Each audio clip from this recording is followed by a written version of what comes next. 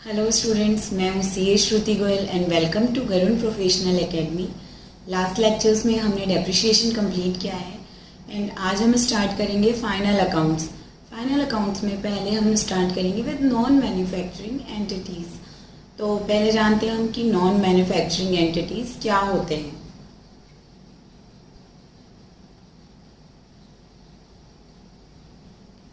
ये सब टर्म्स आपको जानना बहुत ज़रूरी है to start with final accounts. Business क्या होता है, प्रोप्राइटर्स क्या होते हैं। जब कोई एक पर्सन बिजनेस करता है, एक इंडिविजुअल जो कि ना कोई फर्म के रूप में रजिस्टर्ड है, ना ही किसी कंपनी के रूप में और ना किसी अदर बॉडी के रूप में, कोई एक नॉर्मल पर्सन है, वो अपना बिजनेस स्टार्ट कर रहा है as a person, as an individual, तो वो हो जाता है proprietor. That who is not a firm, not a company, not an association of person, not a body of individual, single person doing business is proprietorship। तो हम proprietors के लिए final account बनाना सीखेंगे इस चैप्टर्स में।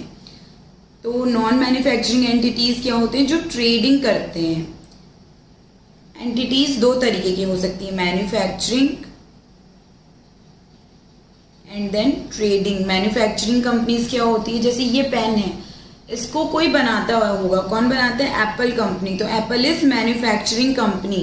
अब उसके दूसरे शहर्स में, पूरे ऑल ओवर वर्ल्ड में स्टोर्स हैं जहाँ पे ये सेल होती है। तो जहाँ पे ये सेल होती है दैट इज ट्रेडिंग कंपनी या trading entity, trading business. And manufacturing business जहाँ पे ये कंस्ट्रक्शन होता है, इसका मैन्युफैक्चरिंग होती है, ये बनती है, रॉ मटेरियल से इस फॉर्म में आते हैं। इस फॉर्म में आने के बाद जहां पे ये कस्टमर तक सेल आउट होती है, वो बिजनेस कहलाता है trading business.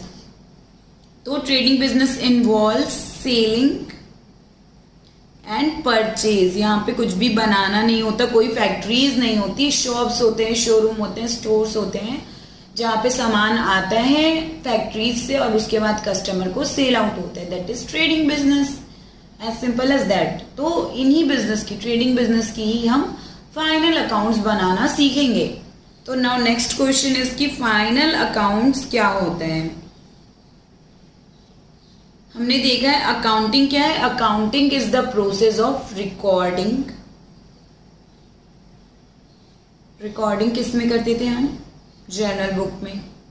Then classifying and summarising, ये किस में होता था? लेजर एंड ट्रायल बैलेंस में। And then reporting of financial transactions. तो अब रिपोर्टिंग किस में होगी? फाइनल अकाउंट्स में। फाइनल अकाउंट्स को हम डिवाइड कर सकते हैं 3 टाइप्स में। टाइप्स नहीं है, एक्चुअली स्टेजेस हैं कि एक के बाद एक प्रिपेयर होता है। Trading account, then next profit and loss account and then balance sheet। ये 3 पार्ट्स हैं फाइनल अकाउंट्स के जो हमें बनाना होता है। तो ट्रेडिंग अकाउंट से क्या निकलता है हमें? ग्रॉस प्रॉफिट या लॉस। ग्रॉस प्रॉफिट या लॉस पता चलता है। ये ग्रॉस प्रॉफिट क्या होती है? देखिए, सेल और परचेज करने के लिए हमें गुड्स परचेज करना पड़ेगा एंड देन उसे सेल करेंगे। और परचेज करने के लिए हो सकता है परचेज की कोई कॉस्ट इनकर होती है, तो वो एक ग्रॉस प्रॉफिट होता है जो हम बोलते हैं कि अंदाज एक प्रॉफिट, हाँ इतना हो गया। उसमें से हम जो अपने अदर एक्सपेंसेस होते हैं, जैसे स्टाफ को सैलरी पे करना, रूम का रेंट पे करना, बिजली बिल पे करना और ट्रैवलिंग एक्सपेंसेस, टेलीफोन एक्सपेंसेस, ये सारे एक्सपेंसेस माइनस नहीं करते हैं। एक अप्रोक्स प्रॉफिट की हमने 10 रुपए में सेल किया, 5 रुपए में खरीदा था और 1 रुपए उसको बिजनेस फॉर्म में लाने तक के लिए लगा था, तो 6 की कॉस्ट है, 10 में सेल हो गया, तो 4 रुपए हमारे पास बचे, उसमें से हम पे कर रहे हैं अदर एक्सपेंसेस। तो जो सेल और परचेज के बाद जो प्रॉफिट निकलता है, मतलब कॉस्ट ऑफ गुड्स सोल्ड के बाद जो प्रॉफिट निकलता है, जो गुड्स सेल किए उसकी कॉस्ट माइनस करने के बाद सेलिंग प्राइस से जो प्रॉफिट आता है वो ग्रॉस प्रॉफिट। और उसमें से जब अदर एक्सपेंसेस माइनस कर देते हैं, जैसे बिजली का बिल, दुकान का किराया, ट्रैवलिंग एक्सपेंसेस, स्टाफ को दी जाने वाली सैलरी, तो हमें पता चलता है नेट प्रॉफिट या लॉस। तो trading account and profit and loss account से हमें पता चलता है कि हमारी बिजनेस से इनकम कितना हो रहे हैं या हमारी प्रॉफिट कितनी हो रही है, तो ये तो पता चल गया हमारी इनकम या प्रॉफिट कितनी है। लेकिन देखिए जब हम बिजनेस करते हैं तो एक बिल्डिंग हो सकता है हमारी खुद की हो, फर्नीचर्स होते हैं, बाइक्स होते हैं, ये सब असेट्स होते हैं। कुछ जो हमारे कस्टमर्स होते हैं उसको हमने उधार में सामान दिया होता है जिनसे बाद में पैसे लेने होते हैं। उसके अलावा कुछ कैश होता है, कुछ बैंक बैलेंस होता है और स्टॉक्स भी होता है। जरूरी नहीं है कि पूरा सेल आउट हो गया, दुकान में स्टॉक भी बचा होता है at the end of year. यानी हमारी असेट्स होती हैं। असेट्स क्या क्या हो गई, building, machines and furniture, motor vehicles, then stocks, trade receivables जिनको हमने सामान बेचा पर पैसे नहीं मिले, कैश इन हैंड, तो ये सारी असेट्स। देन ओनर कोई कैपिटल इन्वेस्ट करता है बिजनेस में, वो कैपिटल होती है। देन हमको लोन भी लेना पड़ता है और ट्रेड पेबल्स भी होते हैं कि हमने जिनसे मटेरियल परचेज किया उनको पैसा देना बचा है। और बैंक में ओवरड्राफ्ट हो जाता है, बैंक से लोन लेते हैं, तो ये सारे लायबिलिटीज होते हैं। मतलब असेट्स, कैपिटल, लायबिलिटीज, तो इन सबको रिकॉर्ड कैसे करेंगे हम? प्रॉफिट तो पता चल गया लेकिन हमको अपनी असेट और लायबिलिटीज का भी रिकॉर्ड रखना है ताकि हमारे बिजनेस में क्या पोजीशन है ये पता चल सके। तो उसके लिए क्या बनाते हैं, बैलेंस शीट। जो profit and loss and trading account है वो एंटायर ईयर का प्रॉफिट बताते हैं, प्रॉफिट और लॉस ऑफ एंटायर ईयर। लेकिन बैलेंस शीट क्या बताती है, position at a particular date. क्यों? क्योंकि असेट या लायबिलिटीज तो किसी पर्टिकुलर डेट पे ही पता चलेंगी कि कितनी है या कितनी नहीं है। इसके कारण P&L and trading account shows income statement for the year ended and balance sheet shows position of asset and liabilities and capital on last date of our financial year। अब एक और टर्म आया फाइनेंशियल ईयर क्या होता है, financial year क्या होता है, फाइनेंशियल ईयर क्या होता है, अगला सवाल ये है। तो देखिए जब हम बिजनेस करते हैं तो बिजनेस करने के बाद पीरियोडिकल रिकॉर्डिंग हमें करनी है। ये नहीं कि आए दिन हम प्रॉफिट कैलकुलेट कर रहे होते हैं कि साल भर बिजनेस कर रहे हैं, एक लास्ट दिन में हम अपना हिसाब किताब लगाएंगे क्या पोजीशन है क्या नहीं है। जैसे कुछ जो इंडियन कल्चर में है दिवाली वाले दिन पूरा हिसाब किताब करते हैं। देन फाइनेंशियल ईयर 1 अप्रैल से 31 मार्च होता है जो ऑल ओवर वर्ल्ड में रिकॉग्नाइज्ड है। कोई लोग 1 जनवरी से 31 दिसंबर तक का भी लेते हैं। तो वो एक पूरा साल कि ये साल की शुरुआत मानते हैं 1 ईयर एंड लास्ट में profit and loss balance sheet सब प्रिपेयर करते हैं। एक साल की पूरे लास्ट में अकाउंटिंग करते हैं। तो वही है हमारा फाइनेंशियल ईयर कि जिस पर्टिकुलर ईयर के लिए हम पूरा रिकॉर्ड करें कि हाँ ये एक ईयर हो गया, इस ईयर का हम पूरा ईयर वाइज रिकॉर्ड करते जाते हैं। तो that is called financial year. वो जनरली दिवाली से दिवाली हिंदी कल्चर में होता है बट जब हम अकाउंटिंग करते हैं तो नहीं, मेनली 1 अप्रैल टू 31 मार्च आप पढ़ेंगे जब देखेंगे ऑल ओवर वर्ल्ड में यही रिकॉग्नाइज्ड है। कभी कभी हो सकता है आप 1 जनवरी टू 31 दिसंबर, ये आप हो सकता है कभी कभार देखें।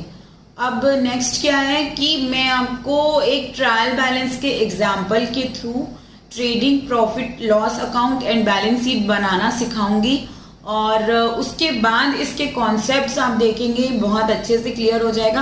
हम पहले एक प्रैक्टिकल करते हैं, प्रैक्टिकल के साथ साथ थियोरेटिकल कॉन्सेप्ट भी समझते जाते हैं ताकि आसानी रहेगी। ट्रायल बैलेंस आप पहले ही पढ़ चुके हैं। ट्रायल बैलेंस क्या होते हैं, लेजर्स के जो भी बैलेंसेस होते हैं वो हमारे ट्रायल बैलेंस में शो हो रहे होते हैं।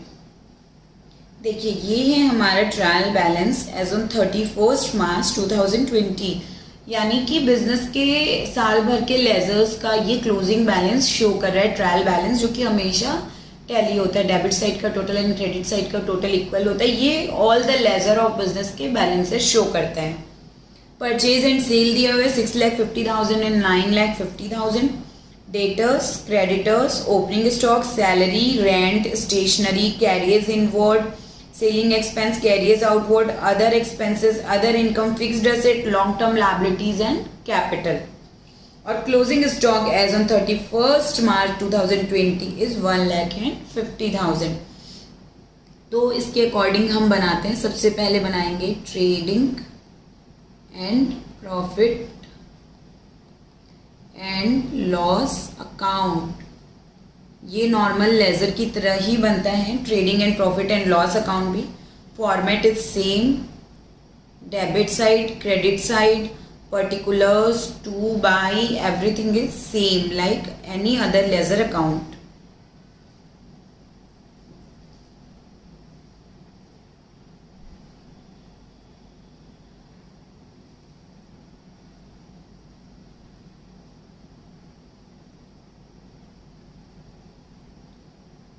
So let's start. Particulars,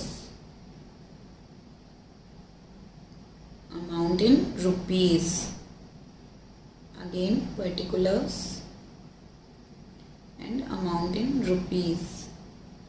Profit and loss account for the year ended, ये यहाँ पे लिखना होता है, for the year ended 31st March 2020. सबसे पहले देखिए परचेज एंड सेल, ये बैलेंस शीट का आपको ये भी रिकॉग्नाइज करना सीखना है कि परचेज एंड सेल्स या फिर कोई भी अकाउंट बैलेंस शीट का पार्ट है या फिर P&L और ट्रेडिंग अकाउंट का पार्ट है। तो देखिए जितने भी नॉमिनल अकाउंट्स हैं, नॉमिनल अकाउंट में क्या होता है, income, expense, loss and profit, ये जो भी आइटम्स होते हैं that are part of P&L and trading account. याद है जब हम journal entries and ledger chapter कर रहे थे तो जो भी एक्सपेंसेस, परचेज, सेल का बैलेंस था वो हमने trading account and P&L account में ट्रांसफर किया था।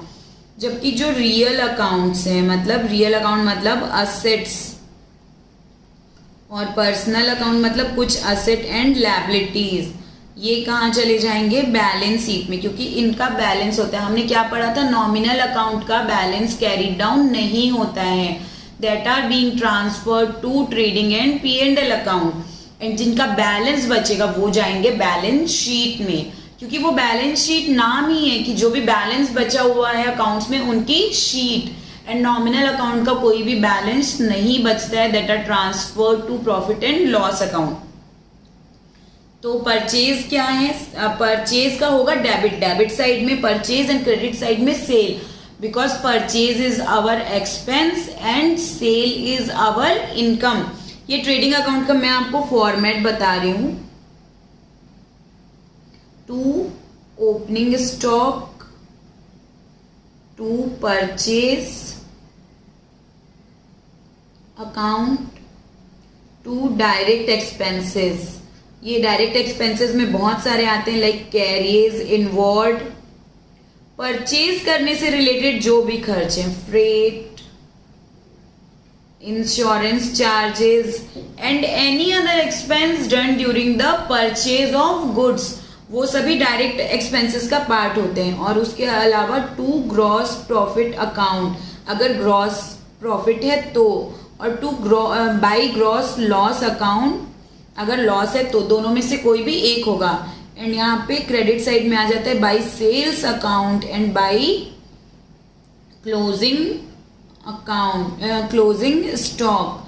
देखिए सेलिंग के जो एक्सपेंसेस होते हैं लाइक कैरियज आउटवर्ड, यानी सेल करने के लिए जो कैरियज या ट्रांसपोर्टेशन चार्जेस है, that are not part of direct expenses, वो इनडायरेक्ट एक्सपेंसेस का पार्ट है और P&L अकाउंट में आता है, कभी भी ट्रेडिंग अकाउंट में नहीं आएगा। क्यों? बिकॉज सेलिंग करने के लिए जो भी एक्सपेंस हो रहे हैं वो पार्ट ऑफ इनडायरेक्ट एक्सपेंसेस है। परचेज करने के लिए जो गुड्स हमने परचेज किया, जिसे सेल करना है, उसको गोडाउन तक लाने के लिए जो भी कॉस्ट इनकर होती है, जब हम जहां से फैक्ट्री से या किसी डीलर से सामान उठा रहे हैं वहां से लेकर गोडाउन तक लाने के लिए जो भी एक्सपेंस हो रहे हैं, दैट आर डायरेक्ट एक्सपेंस। उसके बाद जो भी एक्सपेंस होते हैं सभी इनडायरेक्ट एक्सपेंसेस का पार्ट होते हैं और P&L अकाउंट में शामिल होते हैं, ना कि ट्रेडिंग अकाउंट में। तो सबसे पहले हम देखते हैं ओपनिंग स्टॉक। ओपनिंग स्टॉक देखिए यहाँ पे ₹1 lakh.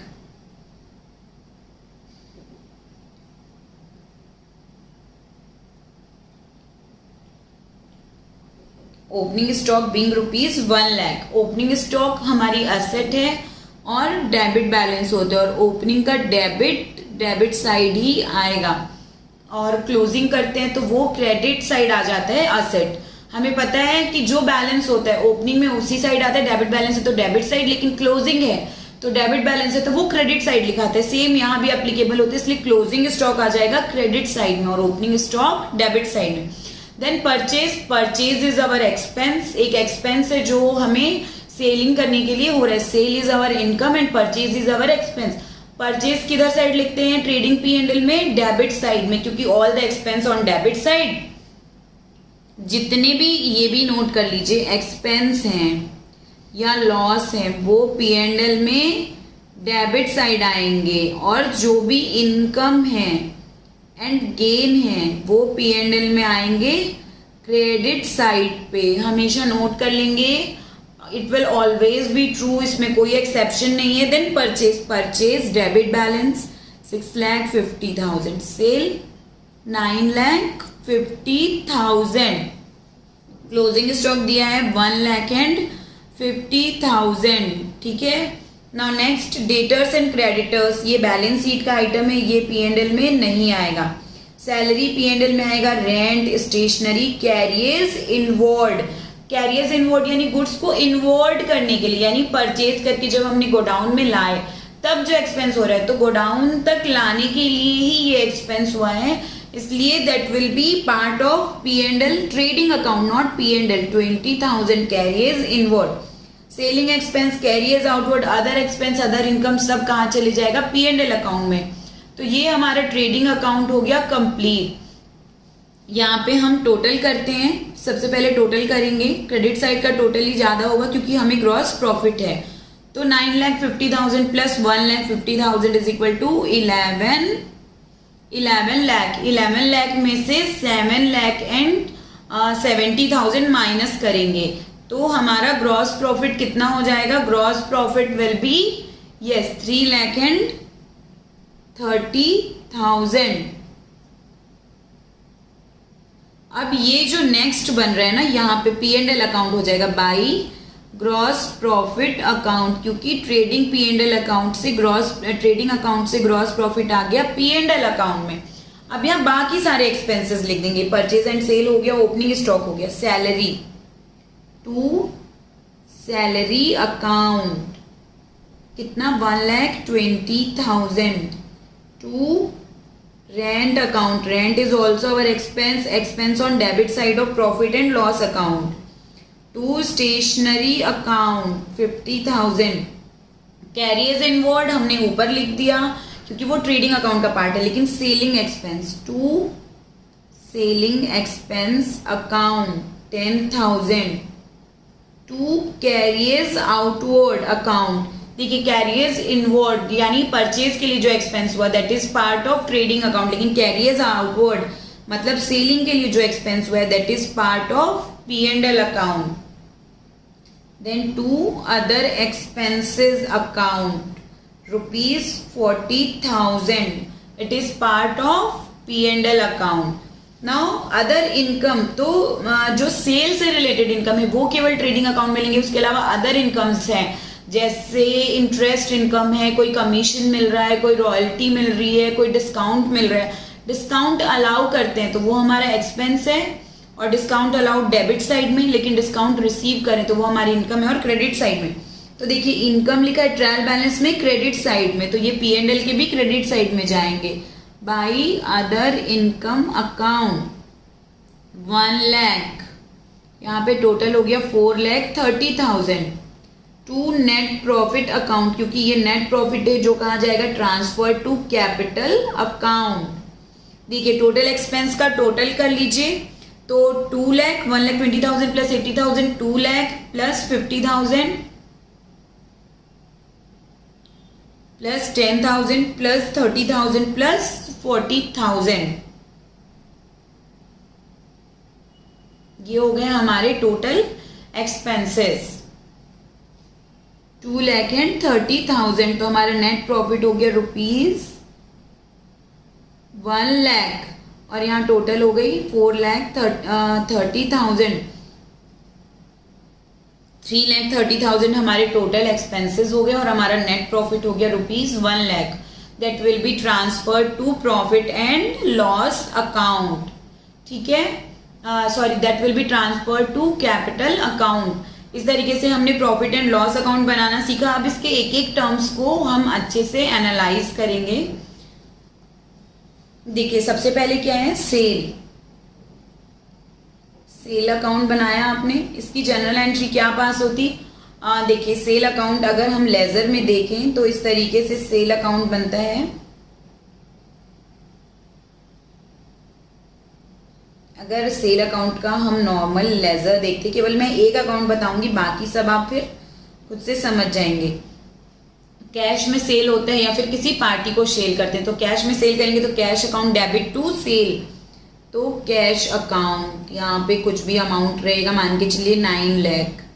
And then debtors account, debtors को सेल किया तो debtors account debit to sale 50,000, total हो गया 9,50,000। अब इसका जो भी बैलेंस बचता है वो कहाँ ट्रांसफर होता है, टू ट्रेडिंग अकाउंट 9,50,000, और यहीं से वो 9 लाख सेल अकाउंट के डेबिट साइड में trading account and trading account के क्रेडिट साइड में सेल अकाउंट। इसकी जनरल एंट्रीज क्या होती हैं, sale account debit to trading account, जो भी लास्ट में बैलेंस बचता है ना सेल अकाउंट का, उससे ट्रांसफर हो जाएगा वो पूरा ट्रेडिंग एंड P&L अकाउंट को। Then in the same way opening stock का अकाउंट, तो ओपनिंग स्टॉक कैसे ट्रांसफर होगा, trading account debit to opening stock account ₹1 lakh. ये क्या होते हैं पता है, क्लोजिंग एंट्रीज। जब अकाउंट्स क्लोज करके क्लोज में closing entries and transfer entries भी बोलते हैं कि अकाउंट क्लोज कर दिया और जो भी बैलेंस है वो ट्रेडिंग एंड P&L में ट्रांसफर कर दिया। नॉमिनल अकाउंट का बैलेंसेस जब ट्रेडिंग P&L अकाउंट में ट्रांसफर करते हैं टू क्लोज द अकाउंट्स, तो that are called closing transfer entries. Purchase की क्या एंट्री होगी, trading account debit to purchase account, और इसी से फिर ये 6,50,000 इसी से फिर ट्रांसफर हो रहा है देखिए ट्रेडिंग अकाउंट में। Then trading account debit to direct expenses account 20,000।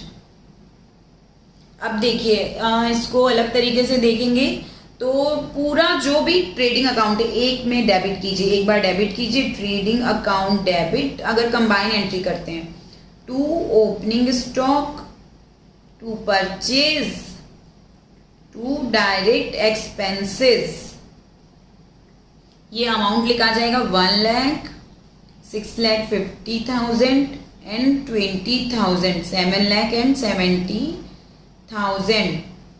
Not credit side की एंट्री, तो sale account debit, closing stock debit to trading account 9,50,000, 1,50,000, total 11 lakh. और उसके बाद जो भी ग्रॉस प्रॉफिट या लॉस होता है that will be transferred to P&L account. तो उसके लिए क्या एंट्री होगी, ट्रेडिंग प्रॉफिट है, अगर ग्रॉस प्रॉफिट है तो trading account debit to P&L account by gross profit 3,30,000। ये हो गई आपकी transfer entries during the closing of account. इन्हीं एंट्रीज के बेसिस पे ट्रेडिंग अकाउंट बना है। और उसी तरीके से P&L अकाउंट बनते हैं, कैसे, P&L account debit to all expenses and all income account debit to P&L account, और फिर P&L अकाउंट के क्रेडिट साइड में सारी इनकम एंड P&L अकाउंट के डेबिट साइड में सारे एक्सपेंसेस चल जाते हैं। फिर लास्ट में जो भी नेट प्रॉफिट होता है उससे कैपिटल अकाउंट क्रेडिट होगा।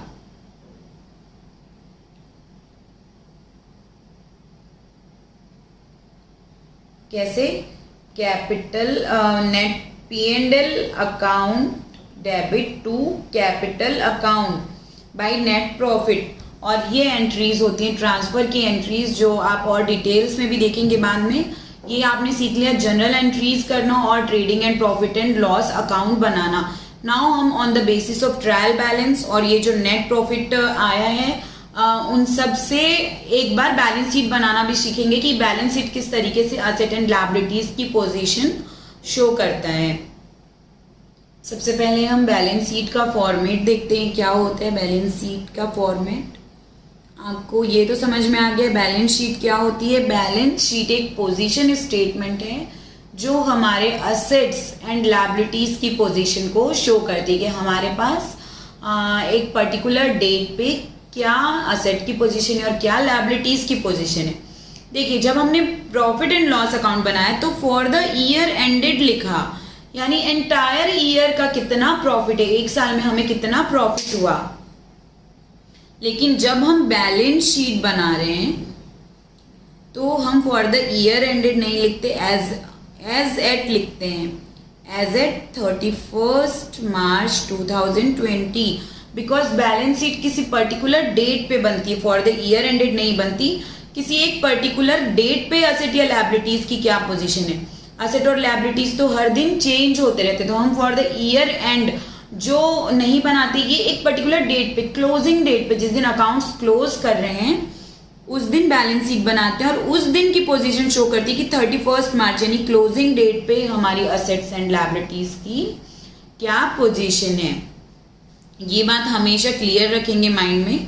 फाइनल अकाउंट्स बनाने के लिए ये जानना आपको बहुत जरूरी है।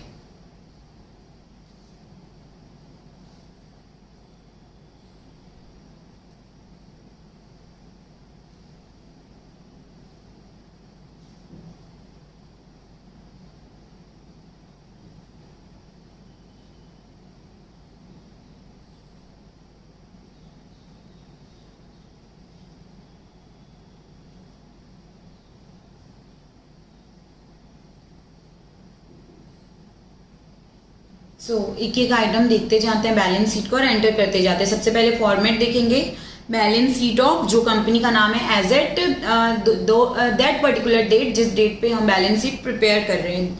जनरली वो ईयर एंड की लास्ट डेट होती है। देन यहाँ पर्टिकुलर्स की बजाय हम क्या लिखते हैं, लायबिलिटीज।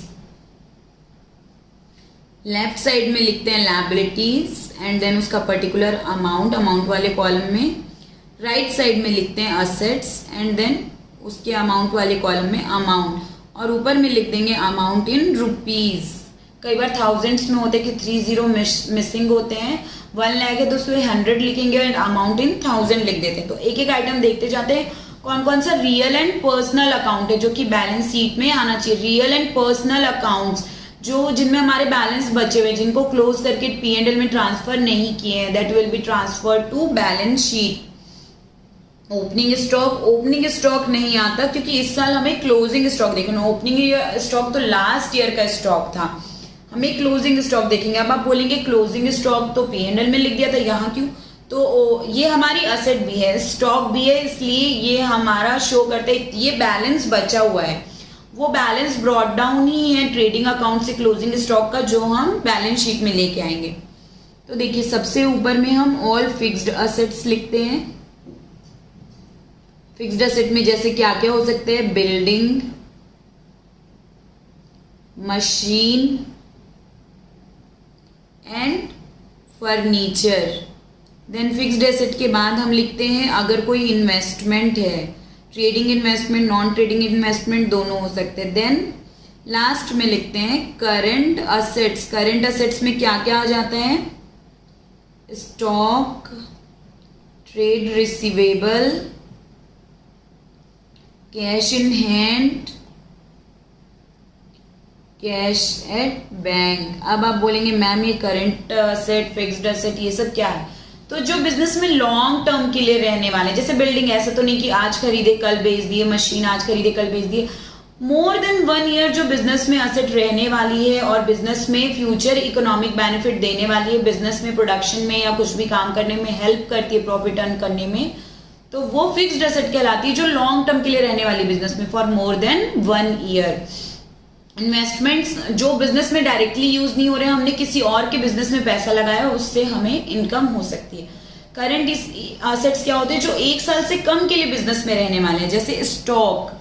स्टॉक मतलब जो हमारा बिजनेस में सामान पड़ा हुआ है बेचने के लिए, वो साल भर तो नहीं रहेगा, वो बिकते जाता है, डे वाइज सेल आउट होते जाता है, कम होते जाता है। नेक्स्ट ट्रेड रिसीवेबल, किसी को हमने उधारी में सामान दिया, वो कभी भी वापस आ सकता है पैसा, 10 दिन, 15 दिन, महीने, 2 महीने, हो सकता है साल भर से ज्यादा लग जाए, लेकिन हमें एक्सपेक्टेड यही है 2-4 दिन में, महीने 2 महीने में उससे पैसे वापस मिल जाएंगे। कैश इन हैंड, कैश तो बहुत लिक्विड होती है, आज है कल नहीं है, मतलब कैश तो बिल्कुल आते जाते रहते हैं। तो ये करंट एसेट्स जो बिजनेस में लगातार फ्लो होते रहते हैं, आते जाते रहते हैं और 1 साल से ज्यादा की उनकी बिजनेस में रहने की उम्मीद नहीं है, तो that are current assets. Fixed asset, building रोज रोज तो सेल परचेज करेंगे नहीं, एक बार बिल्डिंग बन गई तो लॉन्ग टर्म के लिए बन गई। मशीन लाया तो ऐसा नहीं आज मशीन है कल नहीं है, वो बिजनेस में चलते जाते और बेनिफिट मिलते जाते। सेम विद फर्नीचर, आज फर्नीचर है बिजनेस कर रहे हैं, वो उसको सेल तो नहीं कर देंगे तुरंत, है ना। तो वो हो गया मशीन, ये हो गया असेट साइड का फॉर्मेट। Next capital. अब ये कैपिटल और अदर लायबिलिटीज में क्या अंतर होता है मैं आपको बताती हूँ। यहाँ पे एक separate entity concept, separate entity concept क्या कहता है कि जो बिजनेस है is not equal to owner. Business एक अलग पर्सन है, ओनर एक अलग पर्सन है, लेकिन बिजनेस तो रियल में ओनर का ही है। लेकिन अकाउंटिंग कॉन्सेप्ट क्या कहता है, बिजनेस एंड ओनर दो अलग अलग पर्सन हैं। Business is not owner, owner अलग है, बिजनेस अलग है, लेकिन ओनर बिजनेस कर रहा है, वो बिजनेस तो ओनर का ही है, फिर भी दोनों अलग अलग हैं। तो ओनर जो भी पैसा इन्वेस्ट करता है अपने बिजनेस में, उसको अलग से दिखाने के लिए उसे कैपिटल कहते हैं, उसको लोन नहीं कह सकती क्योंकि वो आउटसाइडर से नहीं है, वो खुद ओनर ने अपने बिजनेस में लगाया हुआ है, तो दैट इज। लेकिन ओनर और बिजनेस अलग अलग हैं, तो एक अलग नाम देना पड़ेगा, तो उसको कैपिटल नाम दिया गया है। और ओनर के अलावा कोई और आउटसाइडर बिजनेस में पैसे लगाता है या देता है तो उसको लोन कहते हैं। तो ओनर का जो भी पार्ट है बिजनेस में, जो भी उसकी कैपिटल है, जो भी उसका प्रॉफिट है, जो बिजनेस में है, ओनर ने जो बिजनेस को दिया है वो कहलाता है ओनर की कैपिटल। और बाकी कोई और बिजनेस से पैसा इन्वेस्ट करता है तो वो कहलाता है loan. Because owner and capital दोनों एक दूसरे से अलग अलग हैं, इसलिए ओनर ने जो भी बिजनेस में इन्वेस्ट किया है वो उसकी कैपिटल कहलाता है। तो यहाँ पे कैपिटल, उसके अलावा फिर कैपिटल में ऐड होता है प्रॉफिट और लेस होता है लॉस और ड्रॉइंग। तो ये ओपनिंग कैपिटल और इज इक्वल टू फिर हमें पता चलती है क्लोजिंग कैपिटल, जो कि इस साल के बैलेंस शीट में लिखाएगी।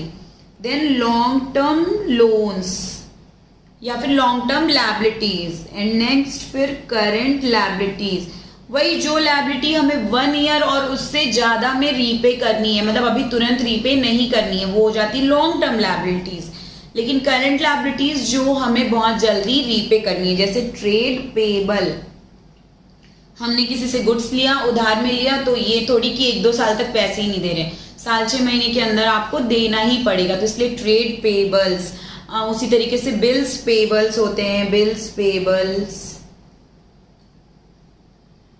और उसके अलावा इस तरीके से बहुत सारी अदर लायबिलिटीज। ये जो डेटर और क्रेडिटर होता है, तो debtor is equal to trade receivable, ये हमेशा याद रखिए, debtor is equal to trade receivable and creditor. ये जो मैं आपको छोटी छोटी बातें बता रही हूँ बहुत इंपॉर्टेंट हैं और उसको आप लोग कहीं नोट कर लीजिए। और मोस्ट इम्पॉर्टेंट कि आप लोग अपने माइंड में वो चीज नोट कर लीजिए। ये छोटी छोटी इंफॉर्मेशन, जो छोटे छोटे ट्रिक्स हैं, आपको बहुत काम आने वाले हैं एग्जाम टाइम में, और लाइफ लॉन्ग अकाउंट की पूरी लाइफ में आपको बहुत काम आने वाले हैं। तो पूरी क्लास सीरियसली करें। फाइनल अकाउंट्स ऐसा है कि जब तक आप अकाउंट्स के कांटेक्ट में रहेंगे, इवन जॉब भी कर रहे होंगे, तो हमेशा आपको P&L बैलेंस शीट काम आएगा। तो ये चैप्टर को बिल्कुल भी लाइटली नहीं लेंगे, बहुत अच्छे से हर कॉन्सेप्ट समझना। और कोई भी डाउट है बेझिझक आप कमेंट सेक्शन में पूछिए, I am always available to clear your doubts. Bills payable हो गया, उसके अलावा आउटस्टैंडिंग एक्सपेंस, प्रीपेड एक्सपेंस होते हैं, वो भी आगे धीरे धीरे एडजस्टमेंट पढ़ेंगे। ये बहुत बेसिक बता रही हूँ कि कैसे ट्रायल बैलेंस से हम P&L बैलेंस शीट तैयार करते हैं। करंट लायबिलिटीज के बाद अगर कुछ प्रोविजंस होते हैं तो वो भी हम लिखते हैं बैलेंस शीट में। ये हो गया फॉर्मेट। अब अपने ट्रायल बैलेंस के अनुसार इस फॉर्मेट में फिक्स करते जाते हैं। परचेज एंड सेल नहीं, वो तो आ गया ट्रेडिंग P&L में। देन डेटर्स, डेटर्स मतलब ट्रेड रिसीवेबल 2,50,000। हमें ये कैसे पता चलेगा कि डेबिट साइड वाला डेटर है? असेट, असेट का ट्रेड रिसीवेबल क्या हमारी असेट, और असेट का होता है हमेशा डेबिट बैलेंस। इसलिए डेटर्स डेबिट बैलेंस साइड वाले होंगे एंड क्रेडिटर हमारी लायबिलिटी है, liability credit side, credit balance होता है इसलिए वो लायबिलिटी साइड। देन क्रेडिटर्स यानी trade payable 2 lakh. Next opening stock लिख दिया, salary, rent, stationery, carriers inward, other expense तक सब P&L में जा चुका है, बैलेंस शीट में नहीं जाएगा। एंड अदर इनकम भी। देन नेक्स्ट फिक्स्ड असेट्स, यहाँ पे 12,50,000 फिक्स्ड असेट हो गए। इसको बाइफरकेट भी कर सकते हैं, कुछ बिल्डिंग होगा, कुछ मशीन होगा, कुछ फर्नीचर होगा, लेकिन ट्रायल बैलेंस में कंबाइन दिया हुआ 12,50,000 के फिक्स्ड असेट है तो वही मानेंगे। Then next long term liabilities 3 lakh की है, लॉन्ग टर्म हमने लोन लिया होगा बिजनेस में 3 lakh rupees. And then capital, capital का अमाउंट कितना है, देखिए ये ओपनिंग कैपिटल है, इसको इनर ब्रैकेट में लिखते हैं 10 लाख एंड 50,000। 10,50,000 की ओपनिंग कैपिटल है।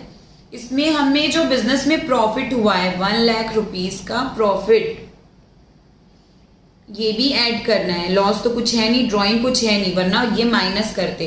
तो टोटल क्लोजिंग कैपिटल कितनी हो गई 11 lakh and 50,000। Next closing stock, ये जो क्लोजिंग स्टॉक है वो हमेशा करंट एसेट्स में आता है। Cash in hand, cash at bank कुछ भी नहीं दिया हुआ है। ट्रायल बैलेंस के भी सभी आइटम हमने बैलेंस शीट में लिख दिया। अब जब बैलेंस शीट का असेट साइड का और लायबिलिटी साइड का टोटल अगर सेम आता है मतलब हमने सब कुछ सही किया है। तो ये टोटल है 16 लाख एंड 50,000 लायबिलिटी साइड का, और असेट साइड का टोटल भी है 60 लाख एंड 50,000। तो ये अगर सेम आ गया ना मतलब आपने बैलेंस शीट सही बना दिया। And this is achievement. आप किसी भी अपने सीनियर अकाउंट के स्टूडेंट से पूछ के देखिए कि बैलेंस शीट टैली होना अकाउंट के स्टूडेंट के लिए कितनी बड़ी अचीवमेंट है। ठीक है, तो सभी असेट्स में क्या क्या आते हैं, लायबिलिटीज में क्या आते हैं, प्रोप्राइटरशिप के लिए यही फॉर्मेट रहेगा जिसमें आपको बैलेंस शीट बनानी है। All the assets asset side में राइट साइड में, ऑल द लायबिलिटीज लायबिलिटीज में लेफ्ट साइड में, और एक्सपेंस जितने भी हैं वो ट्रांसफर हो जाएंगे P&L अकाउंट में डेबिट साइड में, इनकम P&L अकाउंट में क्रेडिट साइड में, purchase opening stock and gross profit trading account में डेबिट साइड में, sale and closing stock trading account में क्रेडिट साइड में। इतना ही सिंपल है। ये तो आपने सीखा है बेसिक ट्रायल बैलेंस बनाना विदाउट एनी एडजस्टमेंट। यहाँ पे एक एडजस्टमेंट था केवल क्लोजिंग स्टॉक, ये वरना क्वेश्चन में आपको इस तरीके से ट्रायल बैलेंस दिए रहेगा, नीचे 5-6 एडजस्टमेंट दिए रहेंगे जिसके अनुसार आपको करना है। तो वो भी हम पहले पूरे एडजस्टमेंट सीखेंगे कैसे करने होते हैं, उसके बाद उनको देखेंगे P&L एंड बैलेंस शीट में कैसे बनाया जाता है। एक और टर्म मैं आपको आज बताती हूँ, कॉस्ट ऑफ गुड्स सोल्ड। मतलब जो हम सेल कर रहे हैं, गुड्स जो सेल कर रहे हैं, हमें ग्रॉस प्रॉफिट कैसे पता चलता है, हमने देखा ग्रॉस प्रॉफिट कैसे पता चलता है, selling value minus cost of goods sold, that is COGS, cost of goods sold. Gross profit is equal to selling minus COGS। तो ये COGS क्या होता है, कॉस्ट ऑफ गुड्स सोल्ड। तो हमने कितना गुड्स सेल किया, ओपनिंग स्टॉक जो था वो भी सेल किया, प्लस परचेज जो किया वो भी सेल किया, लेकिन माइनस क्लोजिंग स्टॉक जो क्लोजिंग में बच गया वो सेल नहीं किया। परचेज के साथ साथ परचेज से रिलेटेड जो भी एक्सपेंस हुए वो भी कॉस्ट में इंक्लूड हो जाएगा। तो ओपनिंग स्टॉक प्लस परचेज से related cost minus closing stock, क्योंकि ये तो बच गया, ये तो हमने सेल किया ही नहीं, is equal to cost of goods sold. मतलब देखिए हम क्या क्या सेल कर रहे हैं बिजनेस में, हम सामान खरीद के लाए प्लस जो भी ओपनिंग था वो, लेकिन माइनस जो क्लोजिंग बच गया हम किसको सेल करेंगे। मान के चलिए कि हमारे पास 2 पेन थी, 2 पेन बिजनेस में थी, हमने 20 पेन और 2 पेन थी ओपनिंग, 20 पेन की परचेज, लेकिन हमारे पास क्लोजिंग में बच गई 5 पेन्स, क्लोजिंग में बच गई। मतलब हमारे पास कितनी थी टोटल 22, जिसमें से 5 बच गई, तो हमने सेल कितनी की 17 पेन कर दी हमने sale. In the same way cost of goods sold is equal to opening stock plus purchase plus direct expenses minus closing stock. और इसी COGS को जब हम सेल से माइनस करते हैं तो हमें ग्रॉस प्रॉफिट या ग्रॉस लॉस पता चलता है। आगे हम बुक से देख के रिलेटेड इलस्ट्रेशन सॉल्व करेंगे तो और क्लियर होगा। आज जितना मैंने सिखाया है उसके बेसिस पे आप बुक में स्टडी कीजिए, प्रैक्टिस कीजिए, कोई भी डाउट है तो पूछिए। And this is very important chapter, एक क्वेश्चन इससे आएगा ही, आप मान के चलिए। So keep studying, be motivated and believe in yourself. Thank you so much.